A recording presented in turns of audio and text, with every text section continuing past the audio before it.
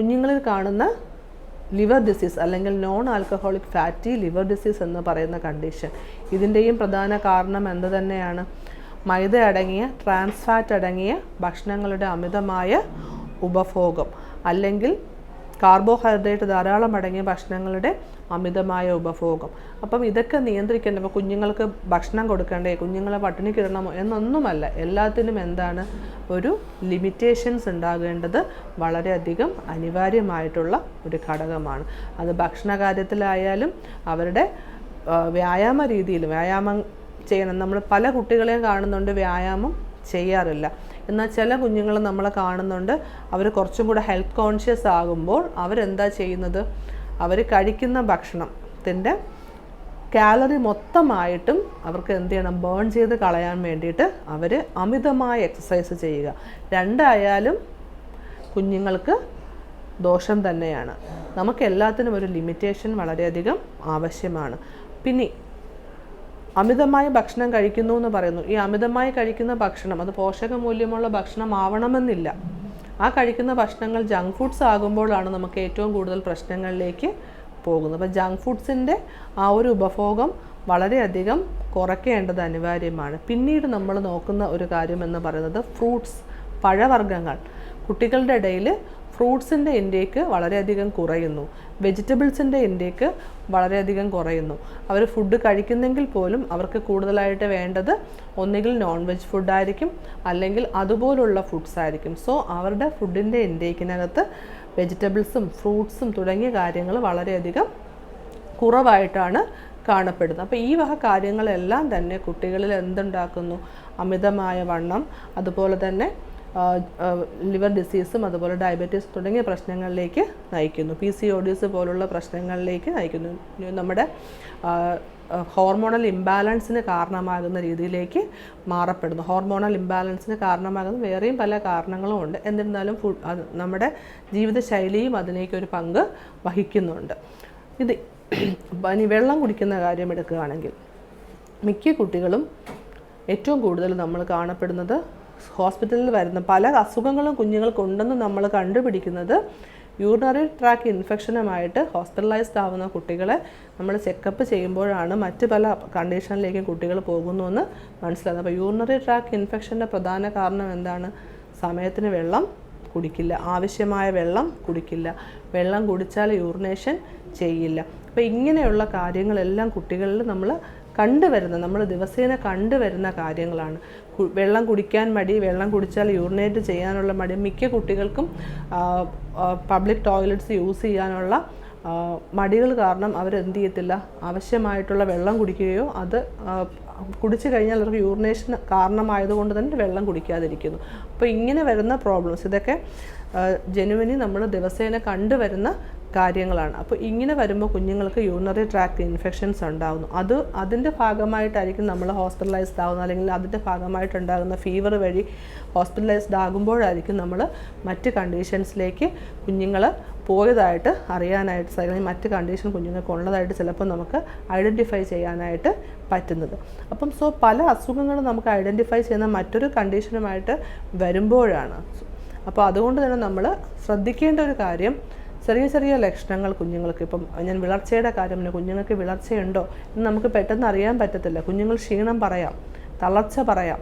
അപ്പോൾ നമ്മളൊന്ന് ശ്രദ്ധിക്കേണ്ടിയിരിക്കുന്നു. ക്ഷീണം, തളർച്ച തുടങ്ങിയ കാര്യങ്ങൾ കുഞ്ഞുങ്ങൾക്ക് അനീമിയ, വിളർച്ചയുണ്ടോ എന്നുള്ളതിൽ, അല്ലെങ്കിൽ വിളർച്ചയുടെ ഒരു കാരണമായിട്ട് അതും ഒരു കാരണമാണ് എന്ന് മനസ്സിലാക്കുക.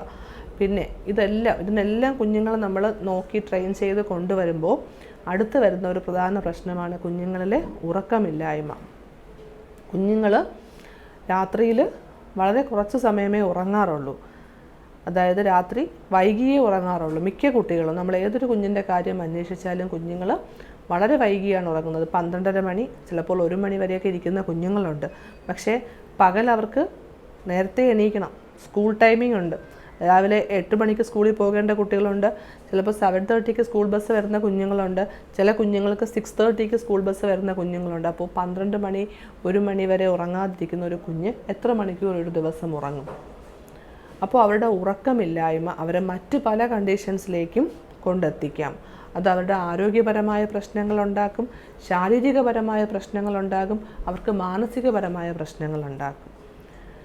അപ്പോൾ ഇതൊക്കെ ആര് നോക്കണമെന്ന് ചോദിച്ചാൽ ഇതെല്ലാം നമ്മുടെ പാരൻസിൻ്റെ കൂടി ഒരു ആവശ്യമാണ്. അല്ലെങ്കിൽ പാരൻസ് കൂടി ഇത് ശ്രദ്ധിക്കേണ്ട കാര്യങ്ങളാണ്. കുട്ടികൾ കൃത്യസമയത്ത് ഭക്ഷണം കഴിക്കണം, കുട്ടികൾ കൃത്യസമയത്ത് വെള്ളം കുടിക്കുന്നുണ്ടോ, അവരുടെ ഉറക്കം കൃത്യമായി നടക്കുന്നുണ്ടോ, ഇതെല്ലാം ശ്രദ്ധിക്കേണ്ട കാര്യമാണ്. അപ്പോൾ ഇതിനെല്ലാത്തിനും എല്ലാ കാര്യങ്ങളും ലിമിറ്റേഷൻ കൊടുക്കുമ്പോൾ ഗാഡ്ജറ്റ്സ്, അതായത് മൊബൈൽ, TV തുടങ്ങിയ കാര്യങ്ങൾ കുഞ്ഞുങ്ങളുടെ യൂസേജിന് നമ്മളൊരു നിയന്ത്രണം കൊണ്ടുവരണം. നമുക്കിന്നറിയാം, കുഞ്ഞുകുട്ടി അംഗൻവാടിയിൽ പോകുന്ന കുഞ്ഞിന് നമ്മൾ നോക്കിയാൽ പോലും ആ കുട്ടികൾ പോലും രാവിലെ ഉറക്കമണിട്ട് അംഗൻവാടി പോകുന്നതിന് മുമ്പും TV അവർക്ക് കാണാൻ കുറേ കാര്യങ്ങളുണ്ടാവും. തിരിച്ച് വന്നിട്ട് അവർക്ക് മൊബൈലിൽ കാണാൻ കുറേ കാര്യങ്ങളുണ്ടാവും. അവർക്ക് ഭക്ഷണം കൊടുക്കുന്നത് പോലും മൊബൈലിൻ്റെയോ TVയുടെയോ സഹായത്തോടു കൂടി ആയിരിക്കും. അപ്പോൾ ഇങ്ങനെയുള്ള കാര്യങ്ങളെല്ലാം കുട്ടികളിൽ ഇതിനോടുള്ള ആസക്തി കൂട്ടും. നമ്മൾ പറയല്ലോ, ഒരാൾ ഭക്ഷണം കഴിക്കുമ്പോൾ അത് എങ്ങനെ കഴിക്കണം, ഭക്ഷണം അറിഞ്ഞ് കഴിക്കണം, അതിൻ്റെ മണം അറിഞ്ഞ്, അതെന്താണ് കയ്യിൽ വെച്ച്, അത് ഏത് ഭക്ഷണമാണ് കഴിക്കുന്നത് കണ്ടറിഞ്ഞ്, അതിൻ്റെ രുചി അറിഞ്ഞ്, അതിൻ്റെ മണം അറിഞ്ഞ് കുഞ്ഞുങ്ങൾ ഭക്ഷണം കഴിക്കണമെങ്കിൽ, കഴിക്കുന്ന ഭക്ഷണം എന്താണെന്ന് കുഞ്ഞുങ്ങൾ അറിയണമെങ്കിൽ ഭക്ഷണം കുഞ്ഞുങ്ങൾക്ക് ടേബിളിലിരുത്തി ഭക്ഷണം കൊടുക്കണം. അല്ലാണ്ട് TVയോ മൊബൈലോ കാണിച്ച് കുഞ്ഞിന് ഭക്ഷണം കൊടുക്കുമ്പോൾ കുഞ്ഞുങ്ങൾ എന്ത് കഴിക്കുന്നു, എത്ര ക്വാണ്ടിറ്റി കഴിക്കുന്നു എന്ന് കുഞ്ഞുങ്ങൾക്ക് അറിയാൻ പറ്റുന്നില്ല. ഏറ്റവും കൂടുതൽ പ്രശ്നമുണ്ടാക്കുന്നത് TV സ്നാക്കിംഗ് ആണ്. അതായത് TV ഇട്ടിട്ട് സ്നാക്സ് കഴിക്കുന്ന ഒരു പ്രശ്നമുണ്ട്. ചിപ്സ് ആയാലും അങ്ങനെയുള്ള എന്ത് സ്നാക്സ് ആയാലും കഴിക്കുന്ന ക്വാണ്ടിറ്റി കുഞ്ഞുങ്ങൾക്ക് അറിയാൻ സാധിക്കാത്ത രീതിയിൽ ക്വാണ്ടിറ്റി കൂടിപ്പോകുന്നു. അപ്പോൾ അത് ഒരു പ്രശ്നമാണ്. അപ്പോൾ രക്ഷകർത്താക്കളോട് പറയാനുള്ള കാര്യങ്ങൾ ഇത്രയുമാണ്.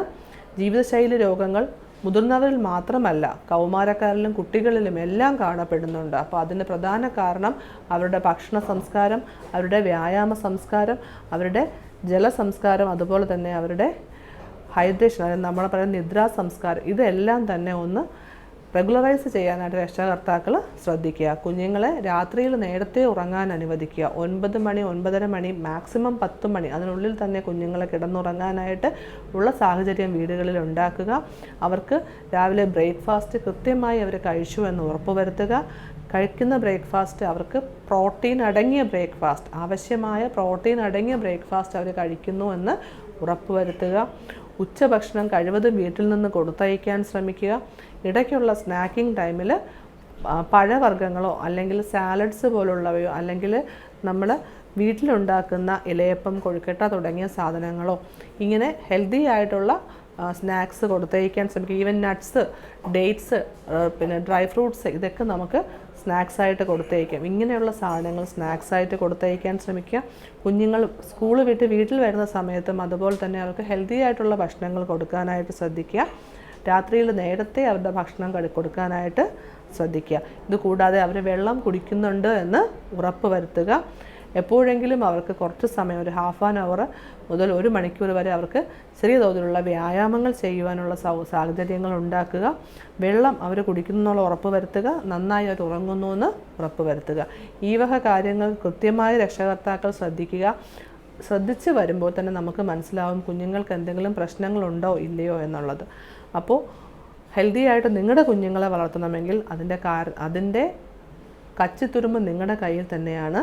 സോ രക്ഷകർത്താക്കളുടെ കയ്യിലാണ് കുഞ്ഞുങ്ങളുടെ ആരോഗ്യം. രക്ഷകർത്താക്കൾ ഏറ്റവും കൂടുതലായിട്ട് ശ്രദ്ധിക്കുമെന്ന് പ്രതീക്ഷിക്കുന്നു. നന്ദി, നമസ്കാരം.